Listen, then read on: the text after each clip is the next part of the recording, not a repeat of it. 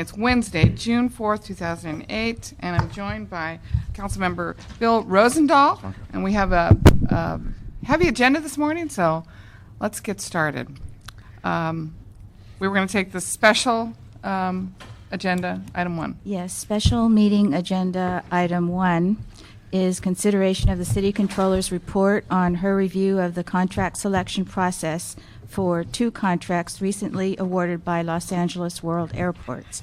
Specifically, these contracts were for project management services for the Capital Improvement Program now underway at Los Angeles International Airport, and for architectural engineering, planning, and design services for the Midfield Satellite Concourse at LAX.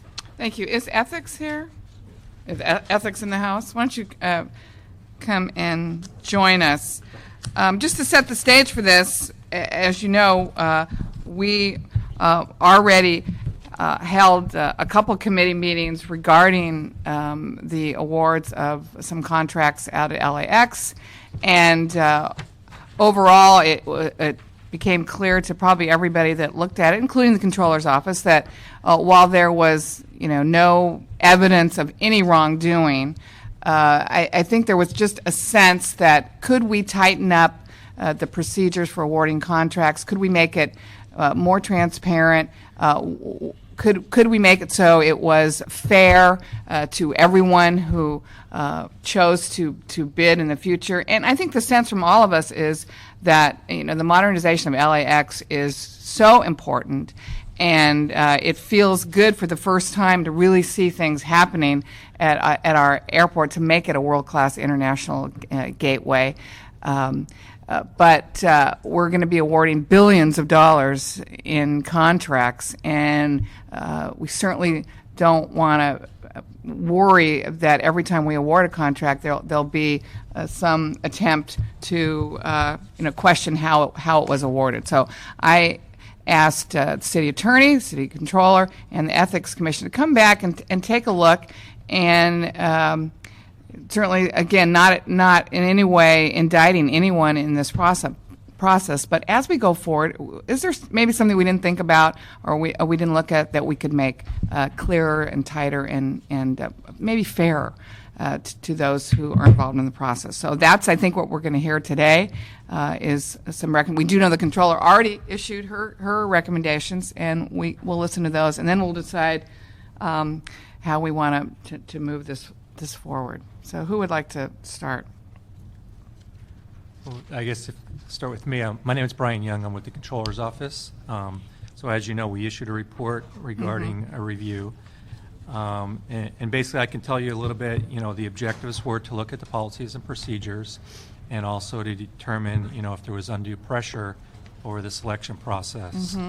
What we actually did was we obtained copies of all the relevant underlying documents, which we thoroughly reviewed. We interviewed all the panel members. We interviewed 2 of the contract administrators. We also spoke to the city attorney's office. And basically, we looked and we determined that the policy, as stated, was followed. We also made a determination in conducting the interviews of all the panel members that there was not any undue influence over their selection, that they were able to articulate the reasons that supported their evaluation scores. But basically, in our report, we also kind of mentioned some suggested recommendations to possibly strengthen the process. And basically, it comes down to having more documentation. There was some documentation that was absent on the scoring evaluations. Each panel member is given a package, and it has the criteria that they're scoring against. Some of the panel members would write, there's comments next to the scores, and they would actually write their comments to make their observations. Some of the other panel members, they don't have any written notes or any comments other than their score. And I think LAWA, in talking to them already, they've already indicated that, that I think they're going to make some revisions, and they're going to actually mandate that there's should be, you know, some comments to support the scores themselves. So it, you know, it does give more, you know, indication that it's you know, transparent, that it's a fair process, and that everybody was evaluated, you know, to the same criteria. One of the concerns that was brought up the first time was this idea of the requesting the second round, and that seemed to produce some questions and some concerns about how that actually happened, and does that happen every time? And I know one of the controllers' recommendations was establish procedures that would allow a panel member the ability to request the opportunity. Did you? Well, you know, we actually asked the panel members themselves, you know, how they thought they would deal with it, and there were some suggestions. One had to do with actually possibly notating on the evaluation score sheet, do you want to have additional interview? So, I mean, that could be an idea where, you know, at the end of the score sheet, they can maybe check the box saying, well, I feel like, you know, I could use some additional information. It doesn't mean that there would necessarily be additional interviews, but at least for them to, you know, document that, you know, that they would like to have additional information. And if everybody on the panel says, yes, I would like to have the opportunity to do additional interviews, then, you know, if you have a consensus, that might be a good way to go about it. But, you know, it's kind of a You didn't look at criteria that would trigger a second interview, except I mean, as you know, we did this kind of in an expeditious manner. You know, we did this in 2 or 3 weeks. right. So So you didn't really drill down on that we particular. didn't really drill down, and, you know, we'll kind of, I think LAWA is aware of it. Okay. And I think that they're already. But you basically overall thought there should be some procedure Right. for And- requesting a and second also to interview. document, you know, the discussions that happen afterwards. You know, and one of the things I want to bring up is the RFP clearly stated, you know, that there was the opportunity to do more than one interview. Right. So it's not like they breached procedure, you know, it was written in there. I guess, you know, the only, I mean, the concern is that, you know, at the end of the day, you know, they're supposed to write down a score based on the interview that they conduct, but that doesn't necessarily mean that that's going to be their final decision, especially if they have additional concerns. So, I mean, I think they should have the latitude to be able to do additional interviews, as long as it's documented the reasons why. Sure. Mission accomplished. Okay. Do you guys have any questions for the controller? I do. Okay. I have 4 questions for you. Sure, sure. And you've kind of answered them, but for the record. Okay. I understand the desire to have written comments supporting the scores and recommendations of the evaluation panel. But my concerns are with the increased potential exposure of lawsuits from firms that lose the contract. Sometimes I think that any written explanation on these scorecards would be open to interpretation of the writer's intent by the lawyers. Is this a standard practice in other agencies, and does it expose us to legal manipulation in the process? You know, you'd probably want to ask the city attorney, because there's 2 schools of thought. Yeah. You know, some people say, yeah, it could possibly open you up to scrutiny. Other people say, hey, you know, if this is a transparent process and you want to see, you know, what supports the scores, if you just have a score written down, like just a number alone, who's to know, you know, what supports that number? Fair enough. And I understand that there are 2 points. Do any of these recommendations reduce the ability or authority of the executive director to use her judgment to guide the contract selection process? No. These are not mandated recommendations. These are suggested recommendations, and they're actually recommendations to consider to more enhance it, but it doesn't take away from her Her authority or ability. power. Okay, 2 quick more questions. By recommending that consistent interview questions be established for all candidates, does the controller also mean to restrict unique follow-up questions as the panelists see fit? You know, I think as a matter of practice that that you do have to standardize the questions, but I would not bind them myself to allow for follow-up questions because, I mean, you do want to have, you know, as much feedback. You're going to have follow-up questions to the information that they provide to you. It's just natural.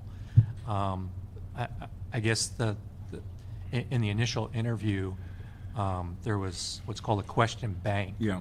So there were a number of questions, and we don't know how many questions were asked of each candidate. I guess that's where, possibly in the initial interview, that's where it should be a little bit more structured. Okay, my last question is, in the case of DIM contract, would a form explaining why the composition of the panel changed slightly from the first to the second interview have been enough to satisfy the controller's fifth recommendation? The actual, I mean, the voting panel stayed the same. The only difference was the fact that the non-voting members, the technical experts, they were not available. I would think the documentation could take care of that. If there was a reason to say that, you know, we could not have these experts available for the second round, I think it needs to be documented why, not to leave it up to interpretation. Good, thank you. Well, I disagree with that. I mean, that really weakens the controller's recommendation.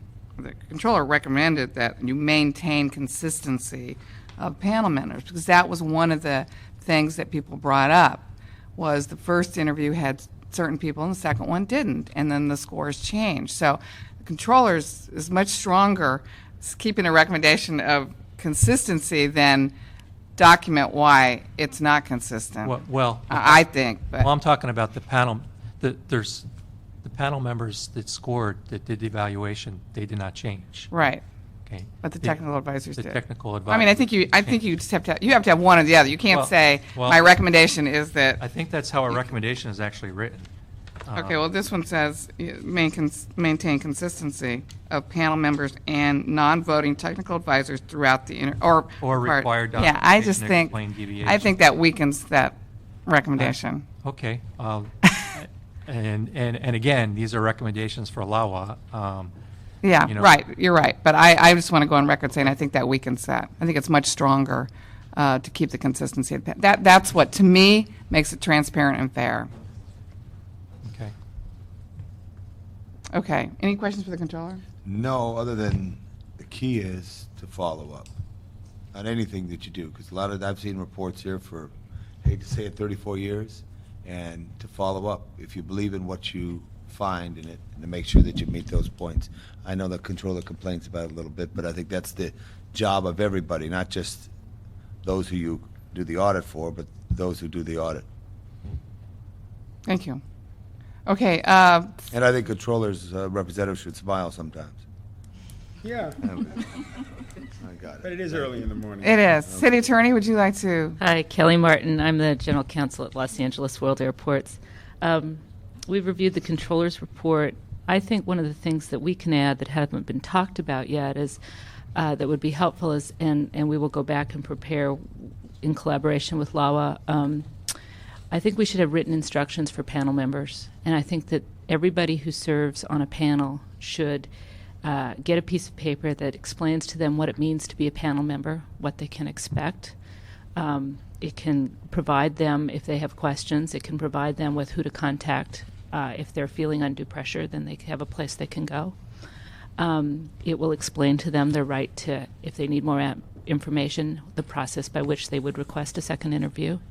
It would also explain and emphasize the importance of reaching an independent decision, that they are doing that. They shouldn't feel pressured.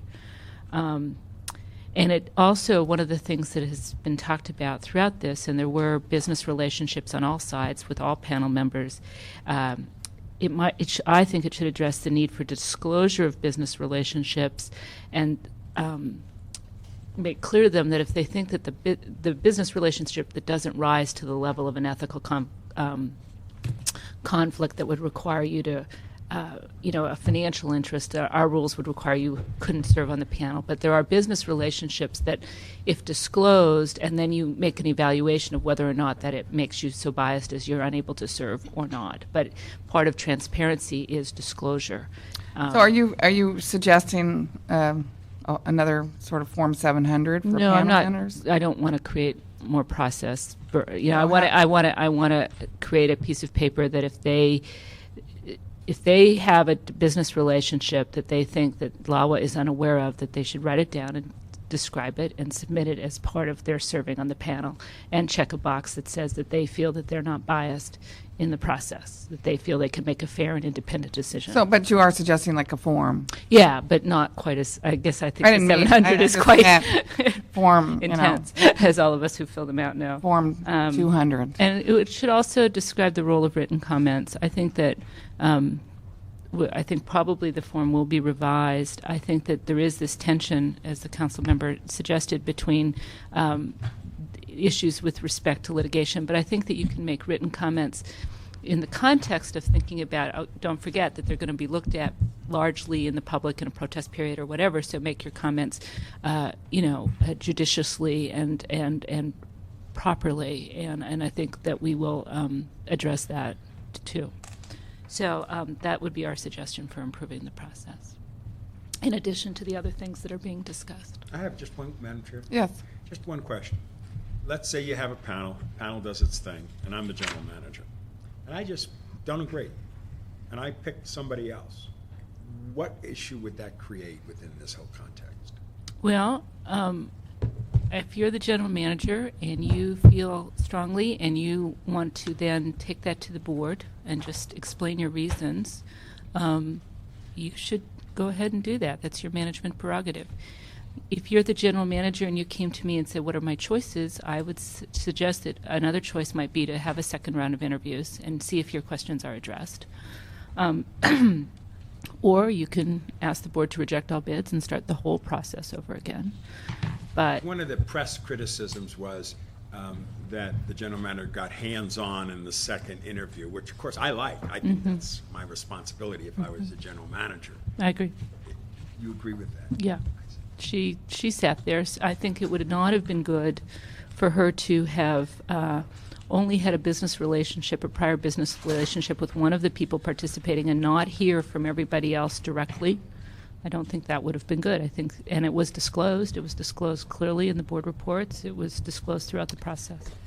You know, back to the controller's recommendation of the consistency of the panel members and the non-voting, where would the general manager fit into that scenario? Well, the general manager is not a panel member. But the consistency piece is she must sit, if she's going to sit in on any interviews, or if She would he or have to she's sit going in to, on- she has to sit in on all of them. She That's can't be. That's what I yes, wanted to very- hear. Because I think that would also make the process.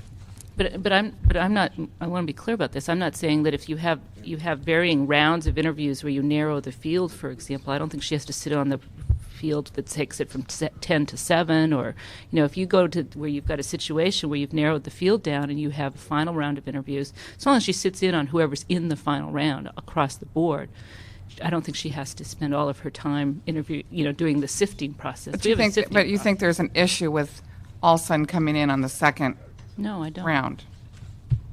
Well, you guys need to be a little bit consistent on Well, that that's one. what happened in this case. Right. And the controller's office, our office, the city council, and have all found that there wasn't an issue. So, Well, I don't know how we can say there was an issue, and then the recommendation is that there's a consistency, and that she should, if she's going to be involved, she should sit in on both sets of interviews. I To- don't I mean, think I'm to me- saying something inconsistent. What I'm saying is that there is a process by which a field of candidates gets narrowed down. Right. If there's a I'm final talking round. about the final 3 interviews. Right, then she needs to sit in on all 3 of the final.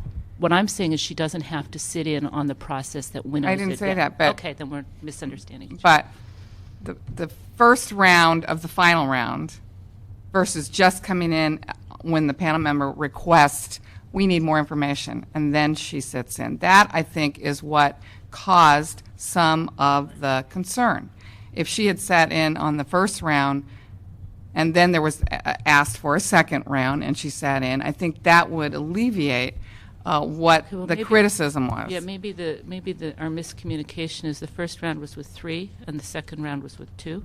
So she did sit on the final.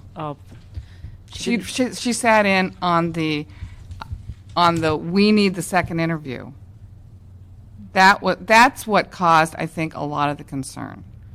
When the panel members felt uncomfortable and wanted a second interview on the final round, Well, the final She round sat was in on the- fewer than the first round. she sat in on the, Right. I Right. know. Yes.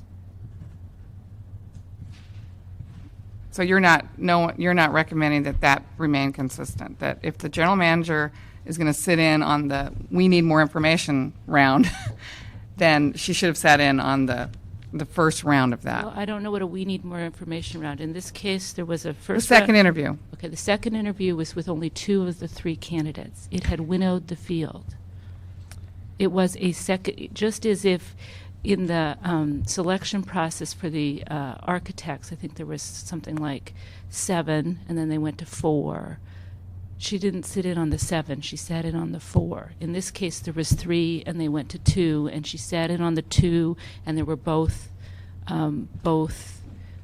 sat in on both. Whatever. I see it differently, and I might make that recommendation that just to have the spirit of the controller, the consistency of the panels. I think, and then I think that clears the general manager up from this perception. I mean, a lot of this is perception, and again, as we go forward, we want to get rid of that. We want to get rid of any kind of cloud hanging over these interviews. Okay, ethics. Just last, Oh, yeah. I just had one thing too. If we're doing this for whoever the general manager is, right? We're not doing this for a particular general manager. No. So it could be a he or she, whoever Right. it is, and it should be consistent with everything in the future. So I Right. don't want to be pointing at a she or a he. It's whoever the general manager is in that sense of things. We And- hope it's and- always a she. Yeah, it's okay, right on. We hope our It's- general managers are always Okay, she's. okay. So I just wanted to make that point, and then also I wanted to also say that what Mr. Rosendahl said earlier. I just wanted to echo what I want in the city that I represent is general managers, port directors, airport directors, the park leaders to manage and move Right. the agenda of the city. Right. But everything should be transparent Right. in the sense of what the city attorney Right. would want and consistent, whoever he or she may be in those Right. roles. We're- Thank you. And let me just say it again, that's what we're trying to create here. We're trying to create an atmosphere, a scenario where that can happen for But our I think, general but it manager. didn't happen in this. When the material that I read, I just want to say here, the material that I read, it didn't. It may have been perceived by a newspaper story that way, but I don't believe it happened that way. That's what my Right. faith Right. in the Right. And- but we Department wanna of clear all Airports that and the up management. So that, Yeah, but I just wanted to say it for Right. the record. No, we all said that. Thank you. I just want, but not everybody. I didn't say it. Yeah. I said it now. Thank you. Good morning, Heather Holt with the City Ethics Commission. Good morning. Our executive director couldn't be here this morning, but she has drafted a letter, and she has asked me to read it into the record, if that's all right. It's very brief. Dear Committee Chair Hahn and members of the committee, thank you for seeking input from the City Ethics Commission and the Controller's report regarding contracting procedures at the Los Angeles World Airports. We received a copy of the Controller's report this week, and we support the principles behind the Controller's conclusions regarding transparency in the contracting process. As we understand their purpose, the recommendations made by Controller Chick would be helpful steps in generally strengthening the city's contracting procedures.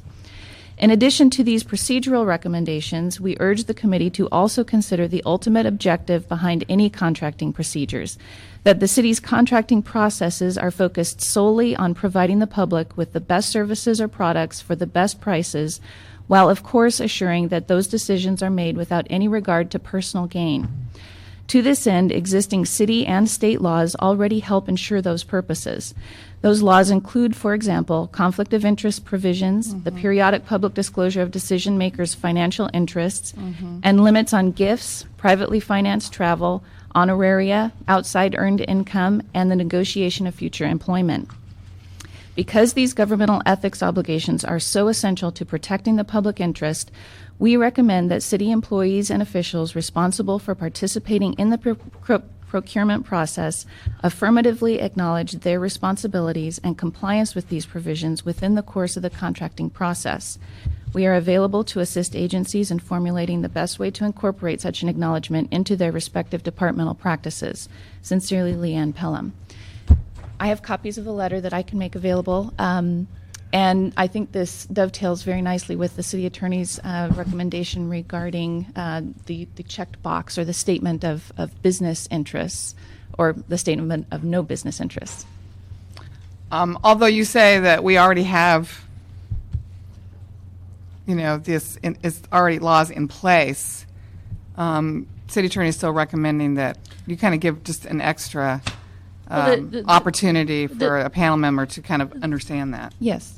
Right. I mean, one of the themes that ran through this process was that somehow prior business relationships were nefarious in some way, and to the and there were lots of prior business relationships. There was much discussion here about prior business relations. Well, they're not particularly nefarious, but you can think that maybe if they're not disclosed or made public. And so to the extent that people have a prior business relationship, if they simply state it so that for example, if the panel member has a prior business relationship that they worked with somebody in a previous job, they could state that, and then the general manager would know, and anybody who would want to say, well, did I get a fair hearing? They would know, was there a relationship? It would just be public, it would be out there, people would know, and it would Now, would be this secret. also apply to the general manager?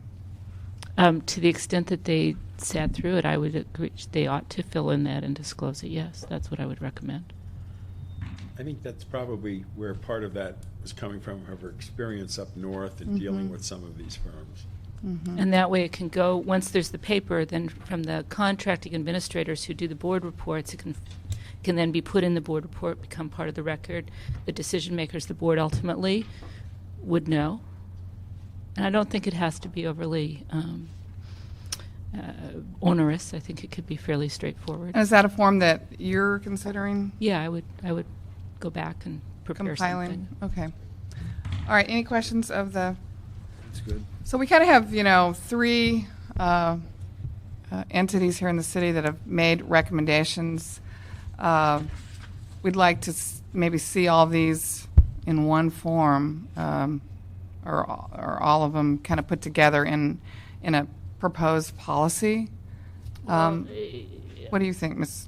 City Attorney? Well, the piece I'm going to prepare, I'm going to give it to the executive director and ask her to issue it as so maybe it's a binder, which is because it comes in a lot of pieces. LAWA is engaging in right now a very thorough and robust training of the contract administrators, who are the people who actually do this business on a day-to-day basis. And we gave this one a lot of high profile, but there's a lot of contracts being led at the proprietary departments that don't receive this level of profile, and this kind of change will ripple through it. And so it really, the executive director will be issuing some changes and some instructions, so I'm sure copies of this can be provided back. To implement it, that's the mechanism.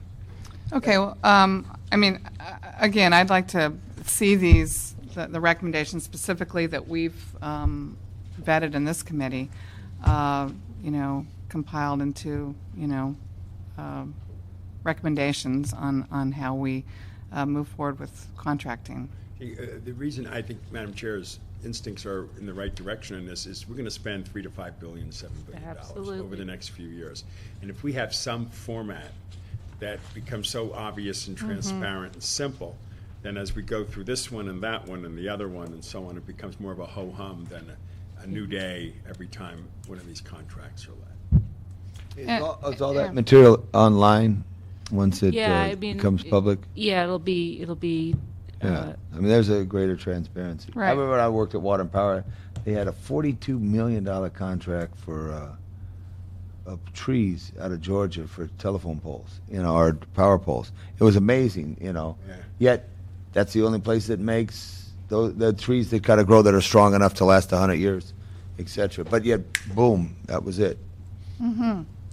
Thank you. I think, again, and I just want to reemphasize, I think for me watching this process, and again, wanting to make sure that we can really move forward and let our executive director make things happen out there. I think the two areas that were of concern was how a second interview is requested. So I want to make sure that that's very clear. And then I actually think the sitting in on the interview, the panel members being consistent is something that, I think will add to this fairness, this consistency, this transparency.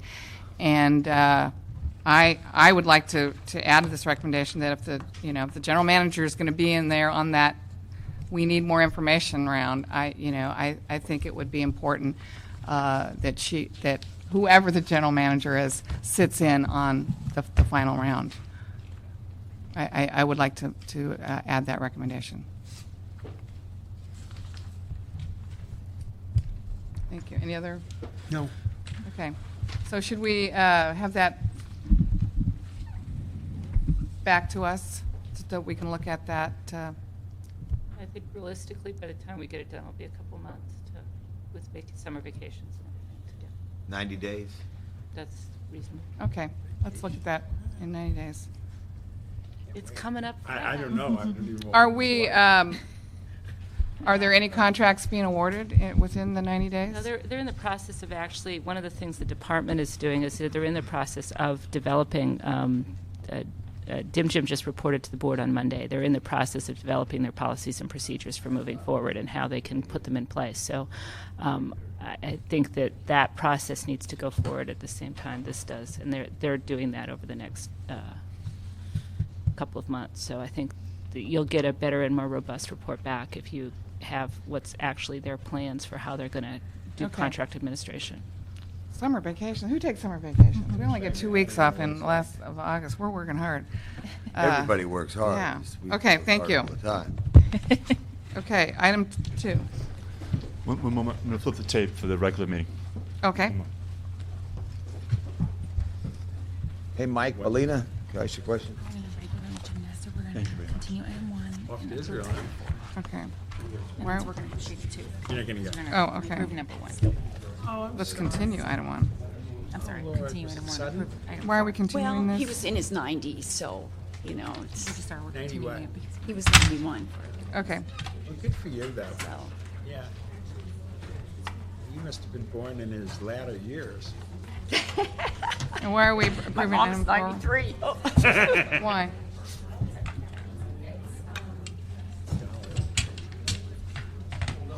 You ready to go? this is the same as the ones we approved last time. That's just the one that came. Okay. Okay. We basically talked about this item at length. At the Yes, ma'am. Okay. It was that series of I am here. Yeah. Thank you. Okay.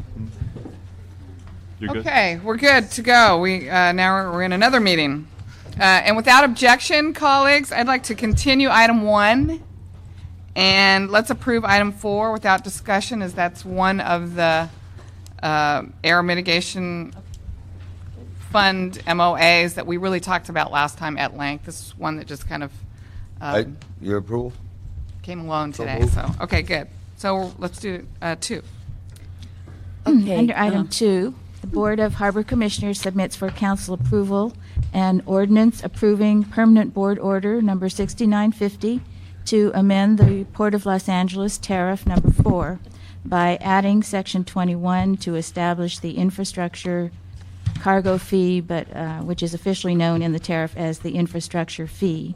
And this is to pay for a portion of the costs of specified intermodal transportation system projects in both Los Angeles and Long Beach port areas.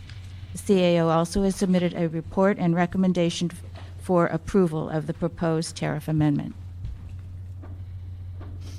Okay, good morning. good morning. Identify yourself for the record. This is Geraldine Natz, Executive Director of the Port of Los Angeles. A she. Right on. Good morning, council Good morning. members. Good morning. This item is our infrastructure fee. It will raise $1.4 billion between now and the year 2014. It will, along with the bond money we receive, fund all of the infrastructure needs in and around the port area, the Route 47, the Gerald Desmond Bridge, all the 110 connectors, and significant investment in rail infrastructure down at the ports. And this will be a $15 per TEU? Yeah, actually, the fee does fluctuate based on how many projects are going. And when we work this with industry to get their support, we agreed that we would not start collecting the fee until the environmental impact report was approved for the individual infrastructure projects. So we anticipate starting collecting this fee in January 09, thinking, SR 47 will be done, the Gerald Desmond Bridge hopefully will be done. And then the fee will go up and down at its max. It goes to $18. It may drop when a project is done and drop down to a lower level. And then we may add another project, at some time in the future, like the I-710 or something. And who makes that decision on increasing or decreasing the fee? Well, there's a structure that's established in the tariff, a mechanism to do that, and it basically will be done by the ports. And so in 09, when you begin collecting this, what will it be? It will be $15 in 09. Right, okay, per TEU. So Right. Mostly $30 we'll get. Yeah, exactly, and it will actually rise up to 18, and then we sort of did a forecast of what the fee would be likely to be, so. I really want to obviously commend you for doing this. I think this was something that has been talked about a long time. Why not use these loaded containers as an opportunity to help pay for the infrastructure that will help move these loaded containers in and out of our port complex. So I really applaud you. I think a lot of people weren't sure we were ever going to do this or we would have the courage to do this. And I think that's absolutely the right thing to do. And I really applaud you for doing that. And now, this fee will only go towards projects that are port projects. Yeah, there's a specific list of projects. We really worked a lot with the industry on here's the list of projects, here's what it is, because we wanted them to support this. So it's the Gerald Desmond Bridge, the SR 47 Expressway, a grade separation at Navy Way and Seaside Avenue. That's the last remaining traffic light on Terminal Island. So when that's done, people can go from San Pedro to Long Beach. If you're just going through, you stay up high, you go right through, you don't have any traffic lights. The I-110 connectors, which is... When's that going to be removed? Well, once this project actually gets done, so between now and 2014. 2014, it'll be, good. Oh, that's great. So, and then the I-110 connectors, of which industry fees pay a portion of that, but a lot of that is for the community and the Wilmington buffer to make that all work. And then there's about...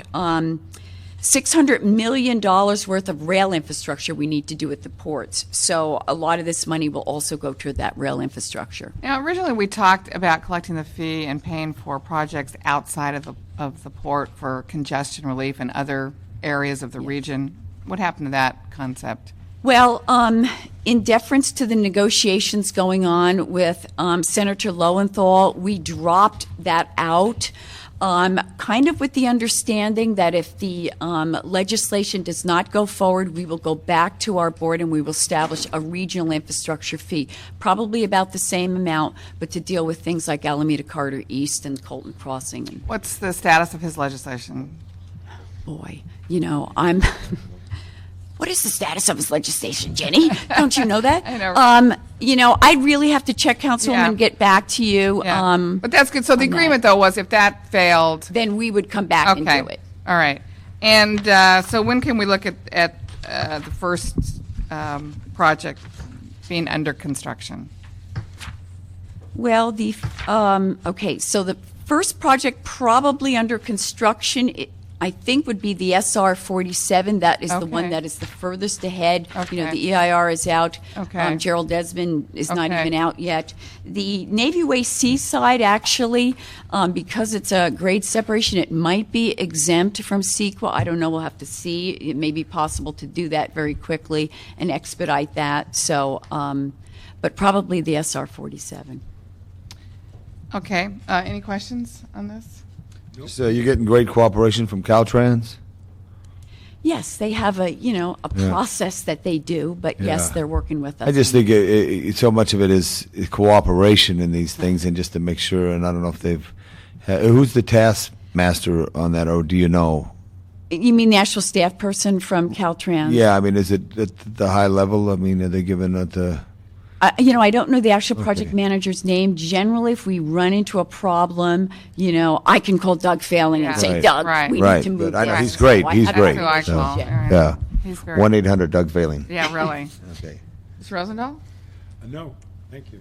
Good. Okay, then I recommend that we approve this, and again, applaud you, Port staff and the commission for being really smart and forward-thinking on this idea. It makes complete sense, and at the end of the day, it adds very few pennies to each item that comes in one of those containers. So all those out there who say, gee, we're piling on too many fees, it's really going to hurt the consumer. It really does not translate to hardly anything per item in those containers. So I appreciate that. And again, that makes a lot of sense. The goods movement, the infrastructure is critical. Those people who want their items delivered on time and on budget, it makes sense to improve the infrastructure that allows that to happen. So congratulations. Okay. Let's see. Do I have any cards on 2? No. No. Okay. All right. Item 3. Under item 3, the Board of Harbor Commissioners submits for approval an ordinance approving permanent board order number 6956 to amend the Port Tariff number 4, Section 20, which concerns the progressive ban on aging heavy-duty drayage trucks at the port, and Section 21, which concerns the infrastructure fee to be assessed in order to provide funding, partial funding for port infrastructure transportation system projects, which is the project we just discussed under item 2. The proposed amendments would require truckers to have concession agreements with the port, would start collection of the clean truck fee on October 1 instead of June 1, 2008, would provide exemptions from the clean truck fee for those concessionaires who invest their own funds for clean trucks, and would provide consistency of terms used in the tariff provisions for implementation of the clean truck fee and implementation of the infrastructure fee. The CAO also has submitted a report and recommendation for approval of this ordinance and tariff amendment. Yes. Council members, okay, this is the big one. You've already approved the clean truck fee. You've already approved the truck bans. So this is our overall concession program. And as you've heard, it does some cleanup language from previous tariffs, and it establishes the incentives for industry to flip their own trucks and approves our truck buyback program. But the major gist of this is the concession plan with all of the requirements for our concessionaires, which are the things that I know you've heard about, which is making the concessionaire responsible for maintaining the truck, ensuring that the truck is consistent with the clean truck program, requiring that the trucks have a place to park off-street when they're not being used, requires a transition to employees over a 5-year period, and also requires that they participate in programs that we will be developing to improve efficiency overall of truck drayage in the harbor. Well, again, congratulations. This is huge and so important, and I think so many people never believed that the day would come when we would be able to ban a particular type of dirty truck from entering our port complex. So it is just huge. The health risks have always been associated with the dirty diesel trucks. Things are better, I think, since Pier Pass was implemented. We don't have those long queuing up areas, particularly through Wilmington, where the idling trucks really created an enormous health risk. That's a little bit better, but still, just having those dirty trucks coming in and out of the 710 freeway, and they still cut through Wilmington more than I want them to. So this is key.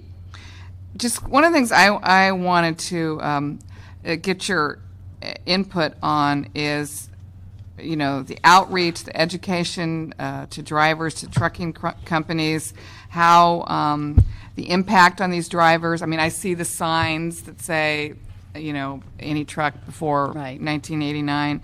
But what else are we doing to reach the drivers, have this education, get everyone kind of ready for this to happen? Next week is the big rollout of the truck registry program. The truckers have to register their trucks by the end of June. So you're going to see there's going to be a lot more changeable message signs out there. We're setting up a truck registration center right smack in the middle of Terminal Island. There'll be radio spots. We're giving out flyers at all the terminal gates. So that we can get the truckers. We're going to be open early in the morning and go late at night, and also open on Saturday, so we can get the truckers to pull in and register that truck. That'll be important to build a database for the truck ban. On June 14th, our concession applications will be available. Right now, Deputy Executive Director Captain John Holmes is on the road. He's actually going out meeting at the home offices of various trucking companies to talk to them about applying for concessions. So that work is underway. So it's just we're really starting next week in terms of a lot of people will start seeing a lot of activity. What about this idea of like exchanging your truck, kind of turning it in? How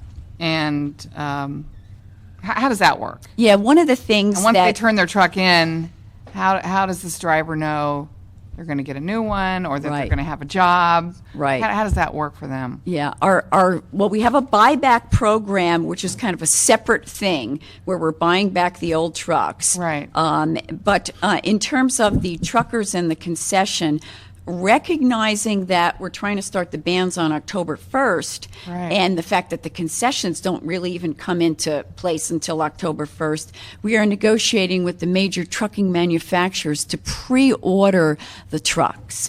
We're not actually paying for the trucks. We'll probably pay a holding cost so we can have hundreds of trucks ready to go. We're entering into contracts this week.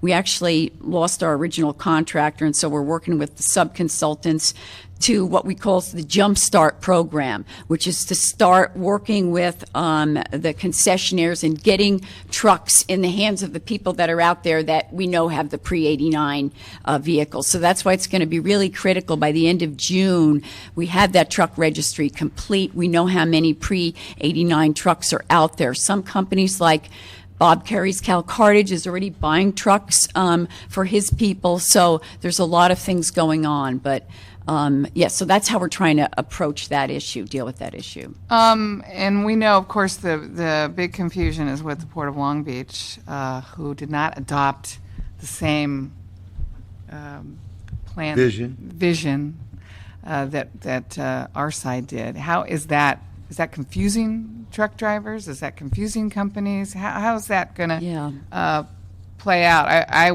We were in Washington, D.C.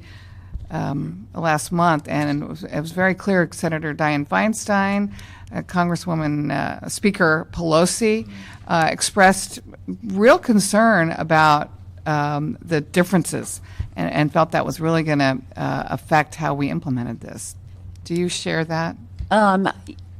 I understand the concern out there. What we're doing, we're meeting with Long Beach on a weekly basis, almost on a daily basis. What we've agreed to do is to use the same truck registry, so the truckers don't have to go here and register for that program and go over there and register for that. And the database will just have an extra field in it, in terms of, who their concessionaire is and their access. But so we're using the same truck database. We have worked for the past several weeks, the city attorneys from both cities, to conform the language of the concession agreement to make it exactly in every part that we can, except for these few areas. We've talked with them about, everything we can possibly do. So that's what's happened. We're trying to minimize the confusion. I anticipate that there's still going to be some because of the fact that there are 2 programs, but we've tried to minimize it as much as possible. And I think that's just part of our outreach program to get people to understand that, it's one truck database, but, the concessionaires, if they want to be in, both ports, they may have to apply to both programs, so. Now, when you say you're working with them every day, it's basically just to do this kind of thing, or are you feeling any movement in terms of them realizing that the current system of independent drivers is broken? There was a health study Right. from the Port of Long Beach that came back, not surprisingly, talking about how most independent drivers cannot afford health insurance. Right. Even more upsetting was how 40% of them might be denied health insurance because of our current health risks. So it's just more evidence every day that the current system of independent drivers is broken, and that our vision, your vision, the mayor's vision, is really the right way to go. It's not just about clean trucks. It's about providing a stable, healthy workforce that is afforded, the benefits and wages that, we would expect from a billion-dollar goods movement industry. So didn't know if you're feeling any movement on their side. Yeah, council members, we believe we have the better program. It's a sustainable program. We're really going to protect the public dollars that go into this. And 5 and 7 years down the road, when the trucks we buy today are not going to be the cleanest anymore, that the businesses out there can really, take on the challenge, and we don't have to spend $2 billion of everybody else's money to do this. Recognizing that, there's still a lot of discussion between the board presidents. I think they haven't expressed an interest in seeing the Boston Consulting Group complete presentation, so we're sending our consultants over there, and that analysis has been sort of vetted by a lot of entities outside of our organization, and even the trucking companies that we've met with to say, your model's right on, you've got the right numbers here. They're feeling from the industry some concerns that their incentives are not as attractive as ours. In our program, if you got a clean truck, you don't have to pay the clean truck fee. In their program, they have to, so they're getting some pushback on industry on that. So I think with the health study, I think we're just going to have to wait and see what happens. Yeah. I hope someday we come together. Well, yeah, I think They come to our side. Yeah, exactly. They come on our side of the bridge. The FMC is considering this agreement. Are we expecting a positive outcome? We have, I was just back in Washington and met with the FMC. They have offered an expedited review now. They've asked us to put a letter in writing. And both we and the Marine Terminal Operators Wickham TOA group that operates Pier Pass that we need to talk with have both requested this expedited process. I know that they met in closed session this week, and I do believe it probably could be about the fact they got our letters and are hopefully trying to decide on that. But they understand the urgency of the program. Right. And there's clearly litigation out there. There's clearly litigation. For both ports, frankly, Yes. which is interesting. Right. But I understand it's not going to be on the truck bans. Okay. I understand it's going to be focused on the concession program. But we're still moving forward. So we can move forward and get those dirty trucks off the road. Again, we applaud that. And, I wanted to ask all these questions because I'm very interested in how it's going to be implemented, because I believe we're going to move forward and we're going to do it. And I was just curious on how we're doing this. But obviously this also is a tariff, and it involves another container fee, $35 per. Well, the clean truck fee you approved, what actually is happening in this is the original tariff measure for the... We're changing the date. Yeah, right, collection. for the... I just wanted to right, remind so- everybody yeah, that right, this, exactly. this is how we're Yeah. implementing this program, is through a container fee, another container fee. Right. Any Curious questions? of your timetable on all this. When will we see no more dirty trucks out there? Well, it's actually phased in. We believe in our program, the economics drive flipping the trucks within about a 2-year period, even though the actual truck bans go over 5 years. So October 1st, no trucks older than 1989, and then January 2010, no trucks older than 1994.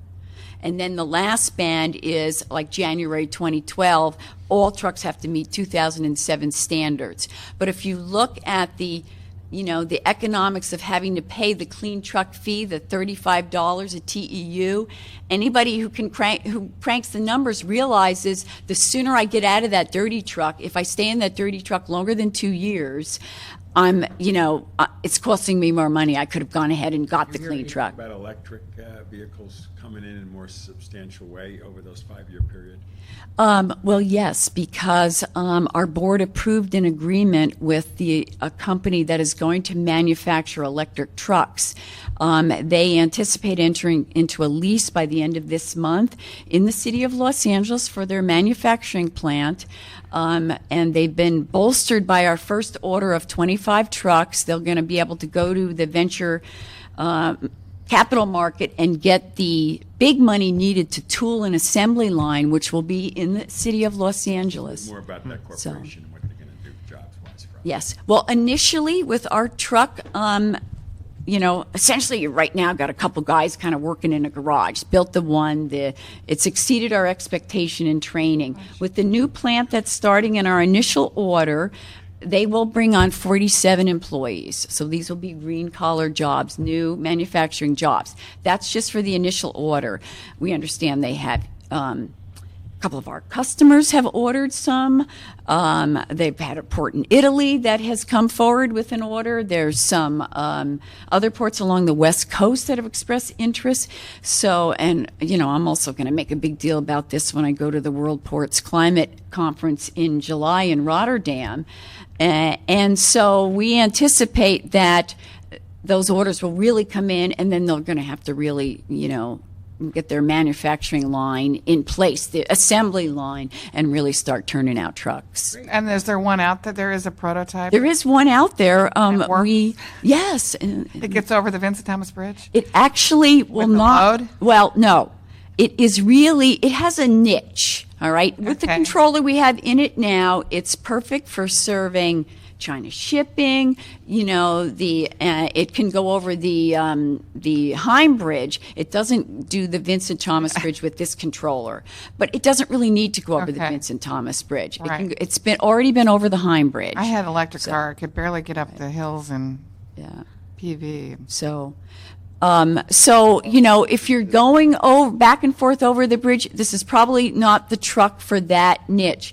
But Can I work for Edison? the real boon is that there's a scaled-down version of this truck with a smaller turning radius that will replace the in-terminal hostlers, which are still diesel equipment. Right. And that will really Right. ratchet down the health risks for the longshore workers. Chinese talk to you? I know they came to me. You mentioned that to me, and no, I have not met with them yet. So, as far as we know, this is the only truck of this type on the planet. Right. Well, again, oh, yes, certainly. Thank you. I'm glad you're going to Rotterdam. Have you gone to other ports in Europe? Yes, I have. What's the most progressive port in Europe? I would probably say Rotterdam. How's Hamburg? It's the second largest port in Europe. I haven't really been into. I'm just saying, let's but- look what they're yeah. doing. They're farther, we talk about being green and we talk about all that stuff. We're still, I think, taking baby steps compared to giant steps that Europe has taken over the course of years in many other ways, at least from Yeah, my right. travels, Yeah. what I see. Yeah. What happens to the old trucks? The old trucks, we're buying them and scrapping them. Off the road. They're not going to South Right. America. They're not No, going to we're Mexico. actually, even in our program, even if you're not in our concession, you can bring us an old, tired, dirty truck, and we will pay you $5,000 for it and scrap it. Right. Sociologically, has anyone done a study on this? Because I think it's a great transformation of truckers. The truckers, which is the independent truckers in the movement, all of a sudden all these trucks, which were someone else's truck that Right, the right. people who drive now have bought. Right. Has anybody looked at that aspect of it, from the social aspect of it? Because this is a very big challenge that you're undertaking. And I think October, if I'm right, it's July, August, Yeah, right. September. That's Right. less than 100 days from right now. Yes. Do you think you could do it in 100 days? And is it fair to do it before the end of the year? If there's any push in your business, meaning should be more realistic and say February 1st. And I just say this, and I know we're all anxious, but here you have people making a living. They're going through a great change here, which is a different way. Right. It's before and I don't know if there's a push in September, October, November in your business that would make a difference. Because I'm going to look at that between now and when we vote on it in Right. council Right. on that. Yeah. You're going to have to run me over to get me to. I wouldn't to run you push over. The truck I would bans only on run you over with October an 1st. electric car. Oh, okay. Because you know what? All the environmental reports that we're working on, we're done, are tied to emissions reductions associated with that truck ban Right. coming into play. Right. So, But what is USC? What is USC? Have you had any play with USC and their studies? Because Well, they've done studies, great studies. Yeah, John Husing did the original study, and he actually looked at sort of the economic status of the driver and how over time it gets elevated because of a lot of different things. The Transportation Worker Identity Card, the Clean Truck Program coming into play. So that information is out there. I'm just saying this is real good. Right. Okay, but it's very big change in a system that people have been operating on for many, many years. So I'm aware of that and Right, cautious of right. it. Also, monitors. You have a monitor in Long Beach and a monitor in Los Angeles to monitor the difference when it's implemented. Well, we have a concession administrator to kind of get But to a your monitor, question. what I'm concerned about, Geraldine, is that we're going to do this, and here's two cities next to each other. One port may want to say we're not going to have a bureaucracy like L.A. Right. for whatever reason, Right. and we're still healthy. They'll say we're Right. doing things, Okay. but actually have You some mean monitors. air monitors? Air monitors. Oh, we have air monitors all throughout San Pedro Bay, real-time data right to the internet. And Long Beach too? Yes, Okay, both good. sides. And is there anybody in the state government that could try to put a bill together that would try to, get both ports to do the right thing, whatever it is? I haven't heard about anyone proposing that, so I'm not aware of that. But I just want to clarify one point. The applications for the truck ban will hold separate from the concession thing. So, and the concession applications will be available June 14th. Until we're a little further down the road, we're not going to know how many applications we get in. I think assessing those applications is a good indication of our ability to, start on October 1st, but the truck ban right. stays. Last question. Let's say I'm gun-ho on this here and I get my green trucks, a fleet of 24 of them, and I run them from the port into a large yard in Wilmington and transfer to, quote, an old school truck.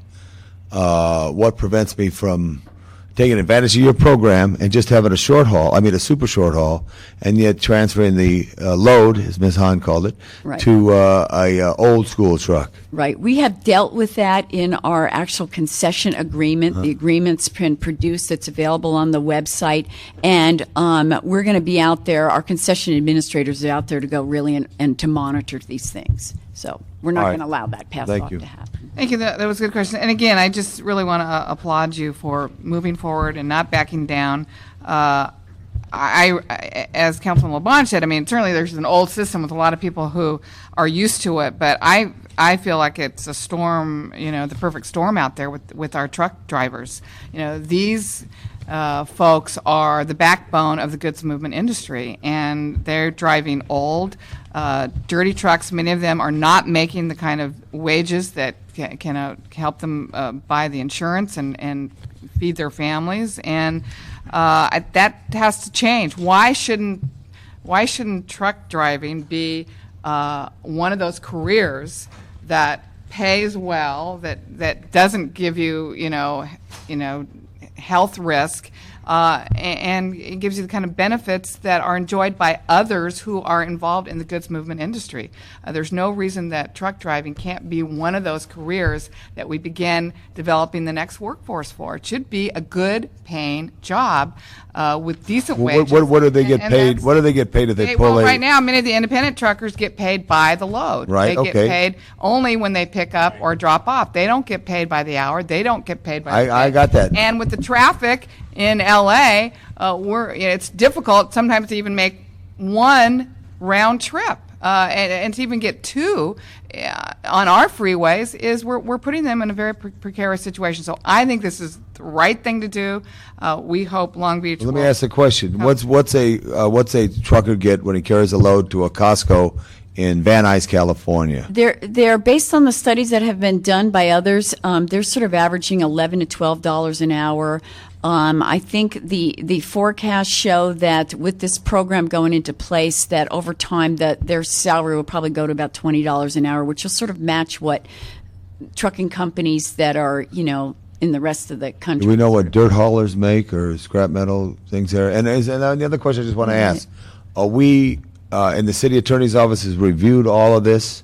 The city attorney's office, so we're not going into an area that we're dictating something that we have no jurisdiction over? Before we went forward Well, with that's the you, first, Janice, but I want to be fair to everybody, Right. including, everybody. These are good questions. Before we went forward, we brought on a legal team, the two ports together, to really look at, is our program legally defensible? Before we even announced it in April '07, and the conclusion was yes, and that's why both ports came out with the same exact program initially with an employee. Again, we're mandate. trying to create. We're not being unfair to anyone. We're trying to create a sustainable system for the goods movement industry.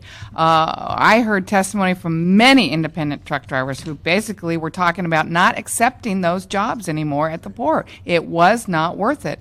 And if that were to happen on a large-scale basis, it would be very difficult for us to sustain the Port of Los Angeles as the economic engine of this region. So And let me just take have this one other public comment, question. then No, we'll- I got that, but one other question very important. What happened 30, 40 years ago in the port? Were there organized trucking? Was Teal Brothers Trucking down there? Was there trucking firms like you saw in Jimmy Cagney in the old movies? There are people that work in the terminals that remember when we had union truckers Got serving it. the port. Thank you. So, Well, union or non-union, but you had organized, Yeah, right. not independent Right. truckers, because I think we can't support whatever union or not union. We got to support a system Right. that provides an Right, opportunity. exactly. Thank you. Let's hear. Thank you, And Geraldine. thank you, Councilwoman. We couldn't have done this without your support. Thank you. I just know this is where we need to be moving in a big way.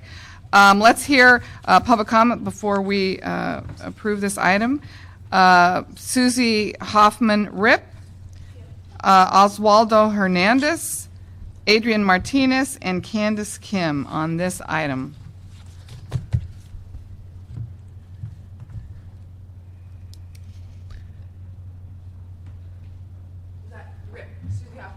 Yes. Rip, what did I say? I'm Rip Kip. Yes. Yes, that's me. Sure. Y'all sit down and, hi. Hi. Good morning. Good morning, Good council morning. members. I'm Susie Hoffman Kipp. I work at LANE, LA Alliance for a New Economy. Patty Castellanos is actually out on vacation, so I am here in her stead. Just wanted to come and say thank you for all your hard work. We feel like the council member and Director Nats, it's amazing. It's really ambitious policy, really exciting policy.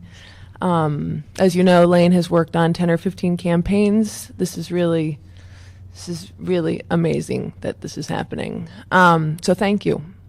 What do you like about it? Real quickly. So Lane, a couple years back, started working with all these organizations, forming a coalition called the Coalition for Clean and Safe Ports. There's 30 some odd organizations at this point, and folks will talk more about kind of the specific areas of interest that the coalition partners focus on: environmental issues, public health issues, worker rights issues, several union partners, immigrant rights organizations. And so a lot of folks that have been working in the ports for years. Lane is definitely a newcomer to the scene at the ports. But when it was looking for the environmental gains and the worker rights gains and using public funds, right, and having it be that with this huge amount of public investment, that it wouldn't be something that we have to redo in 2 or 3 or 5 or 7 years. I think the way in which the policy has been linked to ongoing sustainable gains around environmental health and right? So studies that come out that the truckers have the worst health impacts of all. Yeah. And so making it around worker standards and making it a feasible improvement over time. Good job. And we love being in the city of Los Angeles. We know that Councilmember Hahn and Director Natz were real leaders in this before it became such a national issue, right, as you had said. Thank you. My time is up. Anyways, as it's become so much more of a national issue, we really thank you for your leadership from the beginning. Thank you. And we appreciate Lane's coming over to the port. We think you added a great element to the crafting of this policy. Thank you. My name is Osvaldo Hernandez. Thank you very much for your effort to the new plan for Los Angeles Port. I worked for 15 years already in the Port of Los Angeles as a truck driver. And in behalf of my fellow drivers, I want to say thank you. Thank you very much to the council members and the port commissioners who work very hard, in favor of the truck drivers. And at the beginning of the plan, the port drivers are in favor of the Clean Action Plan. We know we had a big problem with the pollution at the ports and the Los Angeles cities, and we are in favor too to the clean truck program, But the thing is, at the beginning we said, okay, we're gonna work hard for 20 years, 25 years more as a truck driver, but we can afford to get these trucks, because right. The money we're making right now is not enough to support the expenses of the truck. And the only thing for the plan right now, we as a truck driver, we have a little just two issues about it. First is about the tweet car, because I got my tweet car already, but because I counsel with an organization who helped me to get my car, Oh, good. But I heard from another drivers, most of the drivers, they don't understand what's going on, Yeah. They don't have information. And I heard many fellow drivers say that they have a problem if they have a work permit only, to work as employee in this Right. port. Maybe they don't have the right to get the tweet car. Something, just something close about it. I think they need more information. Yeah. And another one is about the trucks. When they banned the 89s. Right. Most of the drivers say, okay, when they ban the truck, the old ones, my truck, there's an example, they have a 88, 89. Who's going to give me the work, the job? Right. And this is the only two things that we have a concern about it, But I think that you're going to work hard to give us good news about it. Thank you. I really appreciate your comments, and that was one of my questions was, what happens when you get rid of your truck? Where are you the next day? Do you have a job? And I think those are things we need to make sure. The TWIC card, I have concerns about in terms of, it seems like we're still not even close to everybody that works at the port getting their TWIC card. And we're going to facilitate that by having the truck registry location right next to the new TWIC station that's going to be on Terminal Island, so there's easy access for drivers to get in and out so they can get their applications in. Okay. Good. But thank you. And we're doing this, you're exactly the worker out there that we're implementing this plan for. You've been working hard for 20 years. You've been responsible for, again, this billion-dollar economic engine providing jobs and goods across the country, and yet you have not been able to be paid, in my opinion, decent wages and benefits, which you totally deserve. So hopefully this program will help you and your family. Thank you very much. Okay, Adrian. Hi, I'm Adrian Martinez. I'm an attorney for the Natural Resources Defense Council. And actually, Candace Kim had to leave early, so I'll be testifying on behalf of the Coalition for Clean Air as well. I think this is a very positive day. I think the leadership of the port and the city need to be commended. Dr. Natz led a very thorough analysis of the issues surrounding port trucking, there wasn't much data out there before the ports tried to address this issue, and they've utilized very competent consultants who produce very good product and analyze the issue from many angles. Granted, it's going to be a tough job. This is probably one of the most massive fleet modernizations efforts in the nation right now. So there's a lot of more work that needs to be done. I'd also like to say that NRDC, one of the things we have lawyers, and we are committed to working to help defend this program should industry decide to take this to the courts. We've done a legal analysis, and at least our analysis shows that we think this is a legally defensible program, and we're looking forward, if the opportunity arises, that we'll help defend it in court. Thank you. Thank you. Are you hearing anything out there? Well, we've heard from day one that somebody's going to sue. We'll see. I guess there's not much information on where or how or what the exact legal claims are, but we're waiting. We're poised. Good. Well, again, we appreciate NRDC's willingness to. You've clearly been a very loud, strong voice on moving us all forward for cleaner air and better jobs, but it's also encouraging to hear you ready to stand with us and defend us when we do go out on the limb on a project like this. So anyway, again, thank you, Dr. Natz. Thank you to the Commission.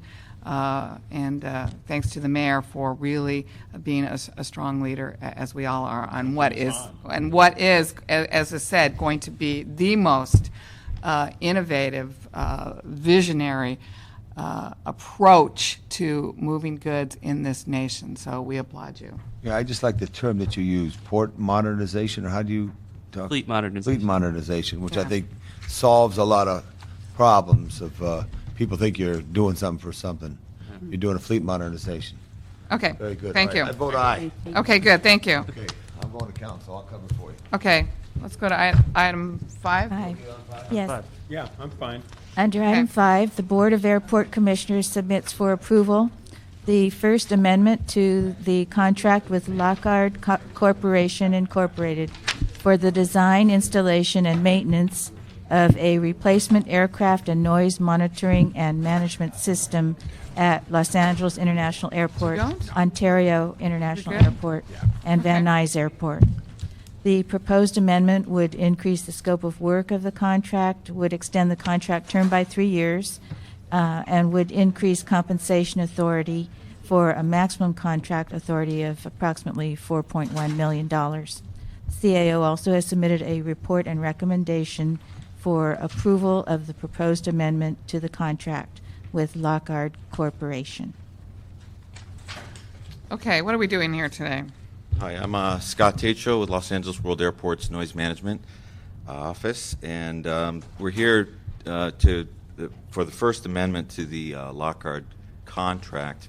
This is to extend the term of the contract, obviously, but primarily it's to add costs in 3 primary areas. One is for additional scope of work items that we have requested through this process, and I can go through some of those if you like. And there were also unanticipated costs for some of the noise monitor installations. We've done this back in the 80s when the original monitors were installed, and in the process of going forward with 70 new noise monitors in communities surrounding the 3 airports. There are new requirements that are now in place that have led to design changes and cost overruns that were really beyond the expectation. Are those some of the unanticipated circumstances? Those are the unanticipated costs for new requirements. Some of those are new requirements from the power companies, Edison, and our own Department of Water and Power. We had the existing noise monitors, it's all unmetered service. Right. And when we went forward with the new plans, we didn't anticipate that they were going to require meters. On top of that, so we had to redesign them for meters. We also had to redesign, for Edison purposes, the meters. They wanted a actual metal pedestal to be installed next to, so that changed the design of these quite a bit and added additional costs for pedestals. In some cases, we weren't able to access power at all, and we had to go with solar power, which changed the costs for getting solar powered equipment and wireless service to those sites. So those are the unanticipated costs associated with the Community installation. involvement, did you pick up new locations, same locations, or what? Well, we assessed the existing locations. We had 46 noise monitors for the current system. We're expanding it quite a bit. We looked at each location to see if it still was viable for the purposes of going forward, and most of them were. And those sites, we were able to often retrofit the sites, keep the existing. Any discussions with RSAC or any of these community groups? We did meet with various groups, and mostly at LAX through the LAX Community Noise Roundtable, who was quite involved with that. And we're good with Lockhart? Have they had experience in designing and installing airport noise? Lockhart has probably more of the noise monitoring systems in the world than anyone at this point. There's another company out there, but they're all a bit of a challenge. Have they done other airports? They've done, for instance, more recently, the installation that we're getting has been just installed at BAA for London Heathrow and Gatwick and Stansted airports. So they have a multi-airport system that they developed out there, so we're confident that they'll be able to do the same for us here. So basically, we're revising their scope of work, we're extending their contract by 3 years, and we're increasing their compensation. Yes. What's the status of the project? We're very close. There's been some issues, obviously, in delay with the noise monitor installations, and that's been a primary delay in getting this done. We knew going forward this was a design and build project, and there was a lot of unknowns. So, it's taken a lot longer than anybody thought to get all this permitting done. We have 90+%. When do we think When do we monitors. think this system will be completely installed? Well, I'm hoping I can bring that back to you. Certainly, we expect within the first year of this contract, and that's why all of the costs that you can see on page 4 of the board item, all of the additional costs are within the first year. The additional 2 years are so that we can get the 2 years of free maintenance that we are owed under this, and that's a good deal for us. But will we always have them be the maintenance portion of this? It's obviously it's proprietary software. It's very unique. Each airport's a little different. We try to make it as off So we the shelf assume as that possible, but we're going to assume that you're going to come back and ask for an extension of at least the maintenance piece. yeah, we'll actually probably bid it. It's the way we do it, but we can get a competitive price back. There's no one else who can do all of the work, but we could probably break it up to maintaining some of the field equipment and things like that. And they are currently subbing a lot of that work to local companies as well. All right. Any other questions? Nope. Okay. I recommend we approve this. So moved. Moved. I believe Chuck is not here anymore, so no public comment. We're good. Okay, any other members of the public wishing to address this esteemed board? Seeing none, we're adjourned. Thank you, Madam Chair. Thank you. Look at that, 10 o'clock. We did good. Perfecto.